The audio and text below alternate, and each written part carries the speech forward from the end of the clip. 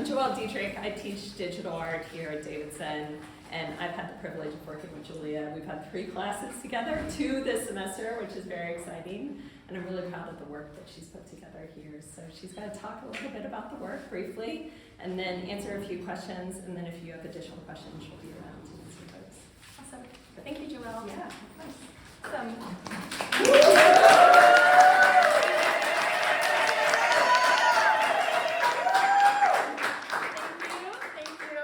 Welcome, everyone. First, I just want to say thank you so much for being here. I know we are all busy people these days, and it means a lot to me that you all are here tonight. To begin, the title of my show is Symbiosis, a not commonly used science-y sounding word that comes from the Greek symbiosis, meaning live together, and symbios, meaning companion.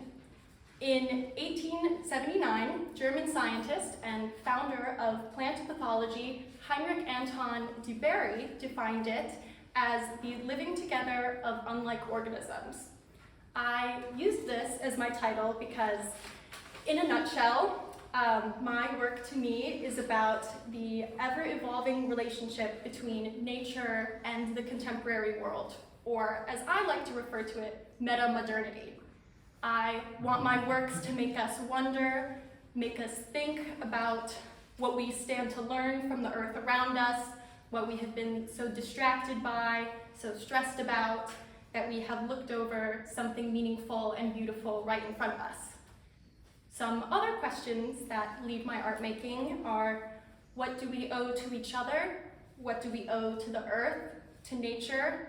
How has meta-modernity led us away from the most important things in life, like love, family, compassion, companionship, and instead we are bombarded daily with this super saturation of information through the internet and social media, and that forces us to become engulfed with the trivial ideas of status, perception, money, expectations. And I wanted to use this fusion of dynamic and contemporary text and symbols with the formal elements of figures and animals to relay these questions and ideas.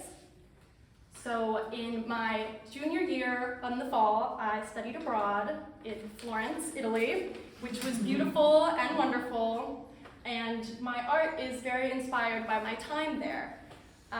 It was interesting to see the rich history and the beauty of the high Italian Renaissance art and architecture, but it was even more fascinating to see the graffiti and the street art that was intermixed within such a historical looking city. I am also very inspired by the work of Jean-Michel Basquiat. His dynamism and use of text and symbols and abstraction is really impactful to me. Now, I get a lot of questions about my text, what it says, what it means, why it's there, and this was something very daunting to me at first, to include words in my art. But as I've been experimenting and learning, I've come to find that the text is less important for what the words actually say and more important for what it represents as a style of mark making in a painting, for what feelings and contexts its presence evokes. And so the legibility varies throughout different works, where in some the words themselves matter more than others. For example, in Ideal Lab Animals and Cat Beauty Standards, the text is actually something called lorem ipsum, a made-up placeholder text used in graphic design and publishing to see how something looks when it's formatted. So it essentially is a bunch of made-up words that are made to look like English words that have no meaning, but in these works, represent a sort of information overload that we experience every day as humans with cell phones alive in 2024. On the contrary, Sweet Dog has text that is all menu items from the grab-and-go salad shop, Sweetgreen, which in fact brings in many other contexts itself to do with consumerism, class, race, specifically inspired by my time working in Midtown Manhattan, New York City, and the things that I saw and observed while I was there. I also use text in my works as a way to engulf the viewer and sort of trap you into looking at it more closely, and you looking around and trying to figure out what it all says and what it all means. In my process, layering is very important. I like to create a sort of fogginess and haziness in some of my works so that they remain a bit confusing and subjective in both content and in form. I use these layers to occasionally scrape away at the paint, taking it off and revealing what is underneath as a kind of inverse painting method.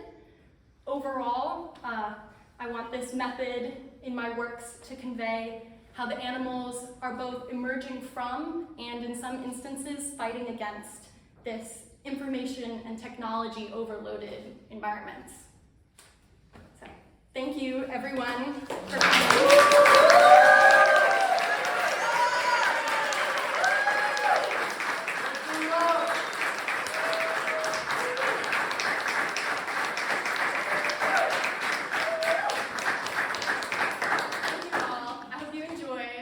Treats outside if you haven't found them already. Enjoy. Yeah, and if anyone has any questions before how do you start a project? Like, are you like staring at the canvas and have a vision for what it's going to end up looking like? Yeah, that's a great question. Normally, I just begin making abstract backgrounds.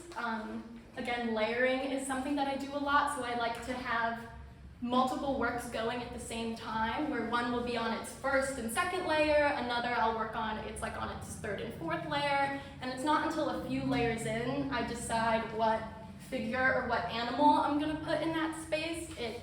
It sort of emerges as it goes. Yeah, Kayla.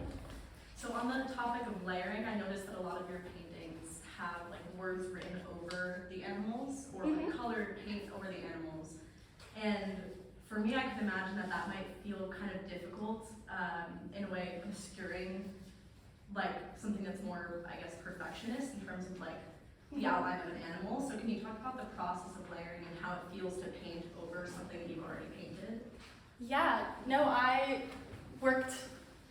used to work a lot with very tightly rendered formalist painting styles, small brushes. It would take me forever to do one work, and Katie in basic painting was like, Julia, you need to use bigger brushes, you need to be not afraid to put marks on the canvas, not afraid to paint over something, or just like put thick layers of paint down.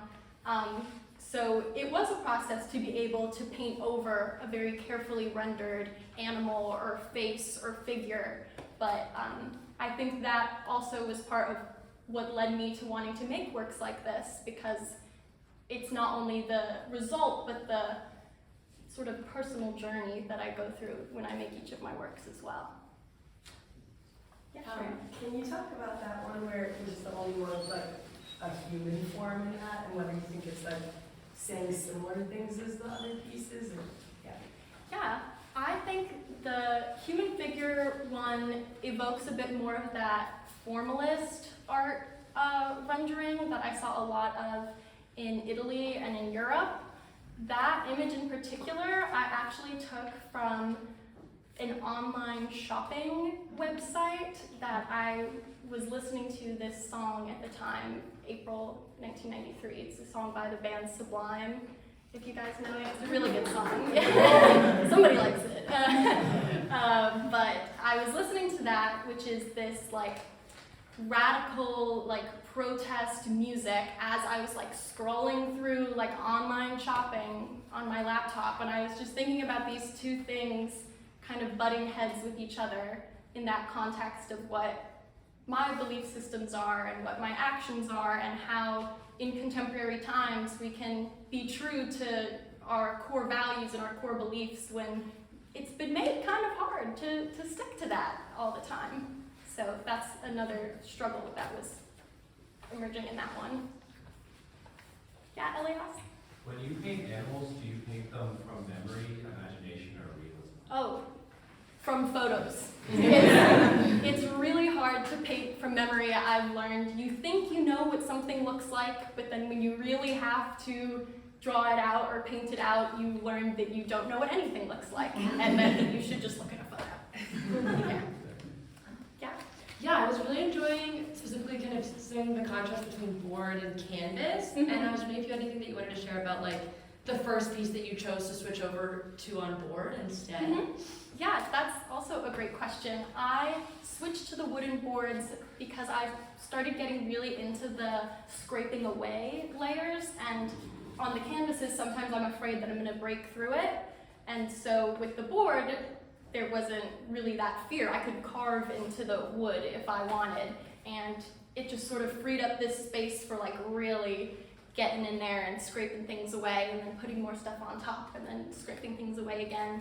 But the wooden boards are unfortunately a very time, it takes a long time.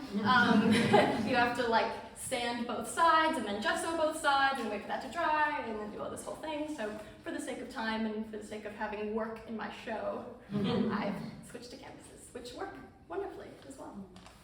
Yeah, Courtney?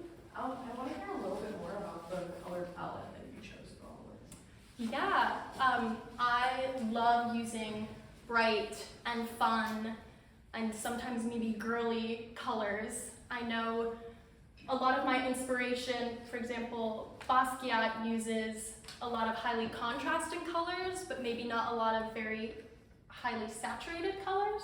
I also don't use a whole lot of like dark colors. I really like the lightness that emerges in some of these works, considering the context already has so much back and forth within it.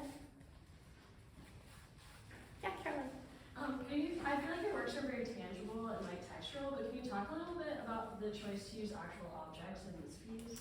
Yeah, this one has the broken razor blades that I use to scrape off dried oil paint on the glass palette that I use. Sometimes when the paint dries, it's hard to get off, so you have to scrape it off with a razor blade. And in my semester of making art and going through a whole range of emotions from frustration to exhaustion, sometimes when I would be scraping off my paint on my glass palette, I would just break the razor blades. They would just snap. And so I put up the ones that ended up snapping from that as sort of a personal little memento to myself and my time over the semester, but also for its relation to the content I have here with the lab animals and bringing up like dissection as another context within these works. You may have already answered it, but I was going to ask which one caused the most frustration or like took the most time. Just talk a little about that. Most frustration or time? Or was there any that didn't make the cut? I have one that didn't make the cut that's up in my studio. Sad, but it didn't really fit in the space. It didn't really fit the vibe. But I think perhaps this one may have been the longest just because there are so many layers on this one. I even had newspaper cutouts on there at one point that have been painted over. This used to be a whole other piece. It's been flipped, it's been repainted, it's been scraped off. This one's been through a lot. Yeah, Joe. I believe that was your first piece that you were working on last semester, but that was kind of your breakthrough piece where you started combining abstraction with like figures. What was that process like for creating that piece, and I guess what kind of changed before and after that? Yeah, this was a very important piece in my process. It's sort of my first experiment with using the thin layers of gesso is the white paint that kind of makes this sort of fogginess or this chalkiness. If you mix it with water, it becomes more transparent. And this was my first experimentation with using that as a layering system, and I was just gonna have that be the piece. No animal subject, just the words and the texture and the chaos sort of going on there. But I started putting on this Dalmatian, and we had critique one day, and things just started to click. I started hearing the things that I wanted to hear during the critique, and I started to see where I wanted my work to move. So this was a big piece for me in that regard. Yeah, Claire. When you ever get like frustrated or upset during the process, because obviously I'm sure this took such a long time, like what makes you keep wanting to paint and like keep going? Yeah, I mean, though sometimes it can be frustrating, I have been painting all of my life, and it's really a sort of meditative process eventually to just sit and listen to music or a movie or something going on and just paint what I see on the whatever reference photo I'm using. It moves everything out of your mind except for that, and it's very grounding. It's like a yoga practice or a meditation, and I always have to come back to it. Yes? So how do you choose the animals that you choose to include in your pieces? Yeah, so sometimes it's just animals that I happen to really like cats or sheep. And then sometimes it's animals upon doing research for crazy animal facts or like the weirdest animal behaviors or relationships that brings me to wanting to use those instead of another one. Yeah. That's a lot of questions. She will be around if you have additional questions, but thank you again, everyone, for coming out.